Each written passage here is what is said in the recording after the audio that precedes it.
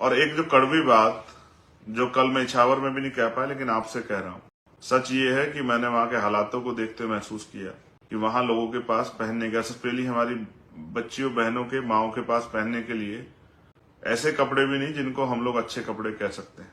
और कुछ माएँ ऐसी थी बहनें जिनके कपड़े भी फटे हुए थे। मैं दुखी तो अंदर से बहुत हुआ, लेकिन मेरे हाथ में अभी कुछ ऐसा है ही नहीं कि मैं उनके लिए बहुत कुछ कर पाऊं। उन्होंने ये भी बताया कि जब बारिश आती है तो उनके घर जो है पानी में डूब जाते हैं।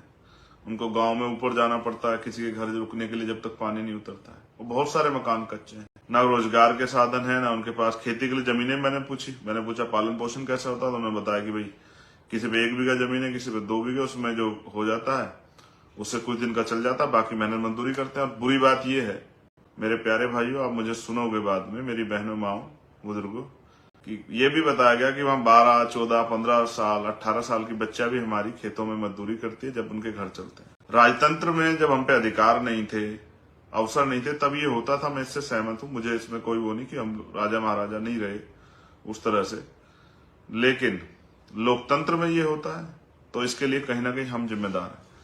देखो, मैं जब आपको लंबे समय से भीम आर्मी के माध्यम से, आजाद समाज पार्टी के माध्यम से तैयार कर रहा था शासन के लिए, तो दुश्मन तैयार कर रहा था हमारे लोगों को राशन के लिए।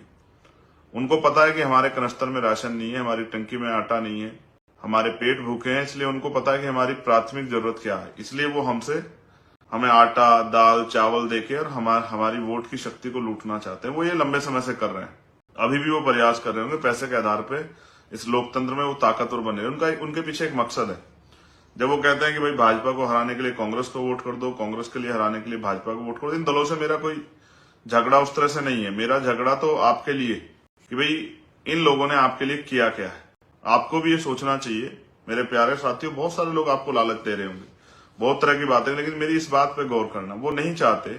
वो आपको बहुत सारे प्रलोभन देंगे, वो आपको अच्छा खाना भी दे देंगे, इन दिनों में अच्छी शराब भी पिला देंगे, बहुत कुछ आपके जीवन में करेंगे, कुछ अच्छा, कुछ पैसे जो हैं वो भी आपके घरों तक पहुंचाएंगे, कुछ मिठाई भी पहुंचाएंगे, कपड़े पहुंचाएंगे, क्योंकि उनको इस महीने में आपकी जरूरत है आपकी वोट के कारण। लेकिन क्या वो चुनाव के बाद आपकी गलियों में आते हैं? क्या जब आपके ज्यादा अन्याय अत्याचार होता है, जुल्म जाती होती, क्या वो आपकी बस्तियों में आते हैं? क्या वो आपके लिए आवाज उठाते हैं? और वो क्यों कहते हैं कि हमारे दलों को वोट कर दो? उनका एकमात्र कारण है कि वो आपको सब कुछ दे सकते हैं लेकिन कुर्सी नहीं दे सकते हैं। और कुर्सी भी कई बार ऐसा होता है, हमारे साथी सोचते होंगे भाई कुर्सी चलो, जो कांग्रेस से लड़ रहा है भी हमारी जात का है, बीजेपी से लड़ रहा है भी हमारी जात का है, पिछड़े वर्ग का है, दलित वर्ग का, आदिवासी। लेकिन क्या आप ये सोचो